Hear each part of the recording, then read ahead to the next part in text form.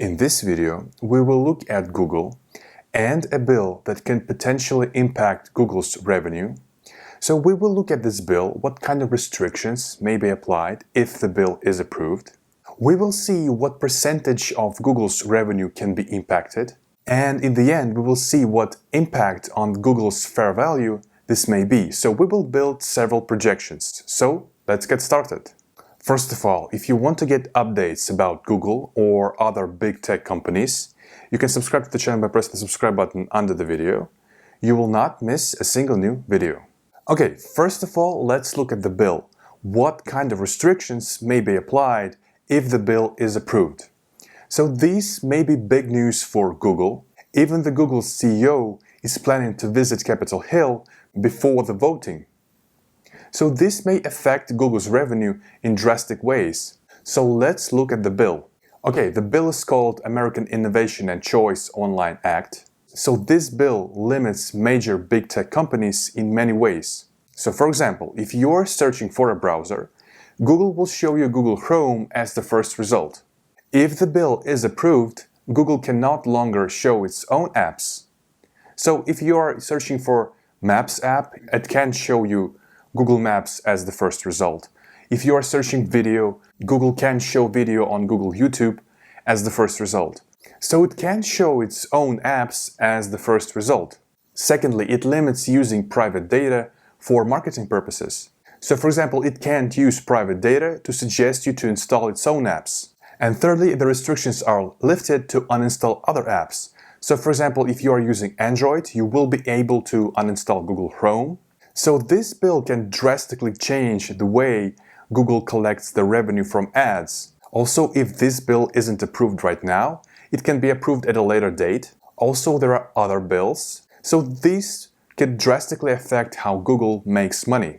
Okay, now let's look at what percentage of revenue can be affected. If we look at the recent 10Q report, we can see that around 80% of the revenue comes from ads. So Google gets most of the revenue from ads.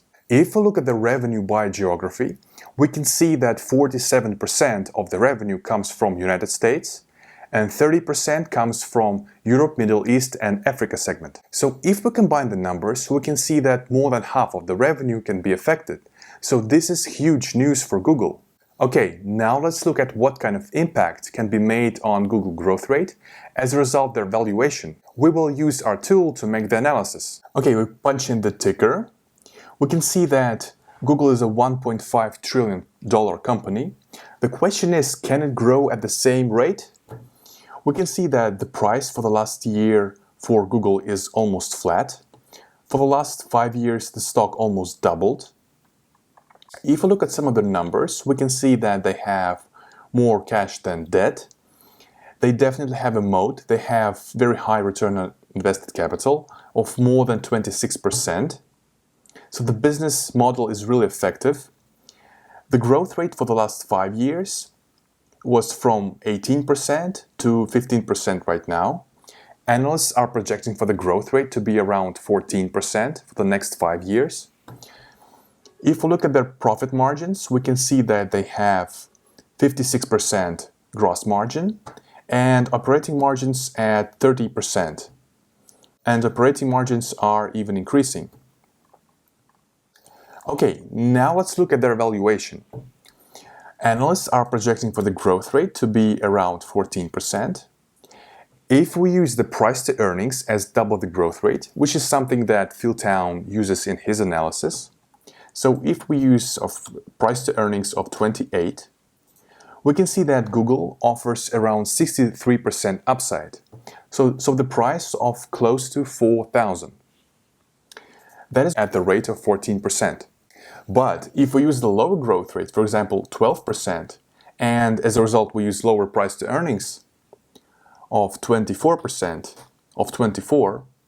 we use the net debt adjusted fair value, we get the fair value of 3,000, of close to 3,000, which implies an upside of 29%. So again, changes in only 2% gives us a much lower fair value. If we use the growth rate of only 8%, which is, I believe, on the low end, we use the price to earnings of 16, we can see that Google is overvalued. As we saw, this bill could make huge impact on Google's revenue. As a result, the growth rate may be lower. As a result, the valuation may be also lower. So it is unclear if the bill gets approved or not, but there are also similar bills, and if it doesn't get approved, it can be approved in the future. So this shows us the danger of investing in high-growth companies. If the growth rate is lower, the price to earnings is also lower. So as a result, we get the lower valuation from lower growth rate and lower price to earnings. So this is the danger of investing in high-growth companies. Also, I have made a video if Google can spin off its YouTube business. In the eyes of regulators, Google can be a much smaller company. As a result, less regulations and less scrutiny. Here is the video. If you are not subscribed to the channel, you can do this by pressing the subscribe button right here. You will not miss a single new video. Thank you very much for watching to the end, and see you in the next video.